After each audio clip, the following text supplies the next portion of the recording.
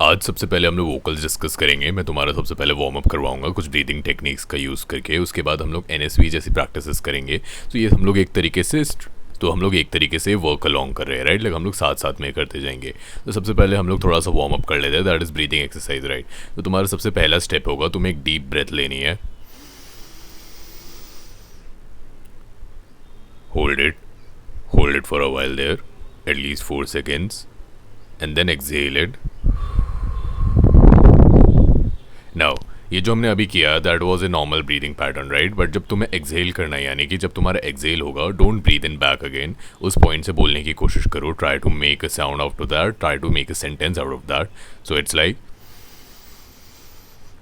Holding it, then we have a voice that is calmer, क्योंकि अब हमारा diaphragm थोड़ा सा इंगेज हो रहा है।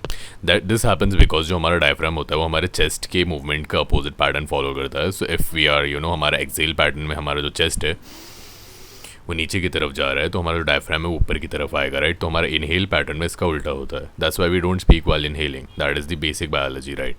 तो जब तुम एक्सेल करोगे, जब तुम्हारा जो चेस्ट है वो थोड़ा सा बाहर की तरफ होगा, देन तुम्हारा जो डायफ्राम है वो ऊपर की तरफ जाएगा, जिसकी वजह से तुम्हारी वॉइस बहुत ज़्यादा इंगेजिंग फील होगी या डीप फील होगी, right. That is the original voice how you are suppose to speak. We were never suppose to speak in a hurry. हम लोगों की जब पहली लैंग्वेज इन्वेंट हुई थी, we were never suppose to speak in a hurry. हम लोग जल्दी जल्दी बात नहीं करते थे।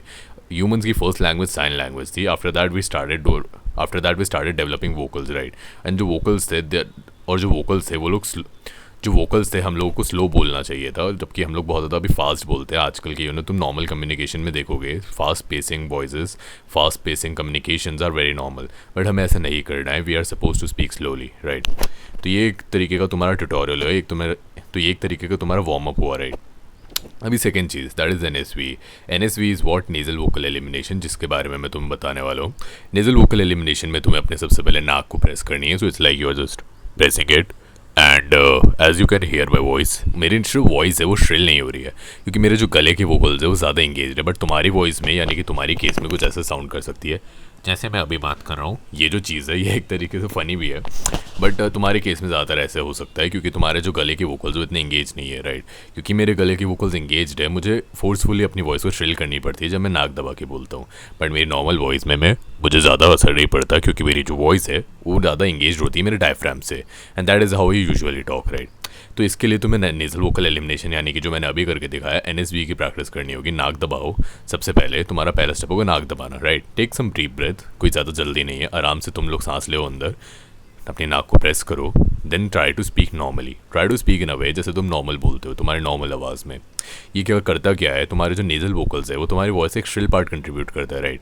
ये उसको एलिमिनेट कर देगा। ये तुम्हारी एक पर्टिकुलरली एक्सरसाइज है जो कि तुम अगर करोगे तुम्हें सबसे ज़्यादा फील होगा, तुम्हें सबसे ज़्यादा हेल्प होगी तुम्हारे नेजल वोकल्स को एलिमिनेट करने में और तुम्हारे एक्चुअल वोकल्स को तुम्हारे नॉर्मल टोन टू टोन बातें में लाने के लिए, राइट।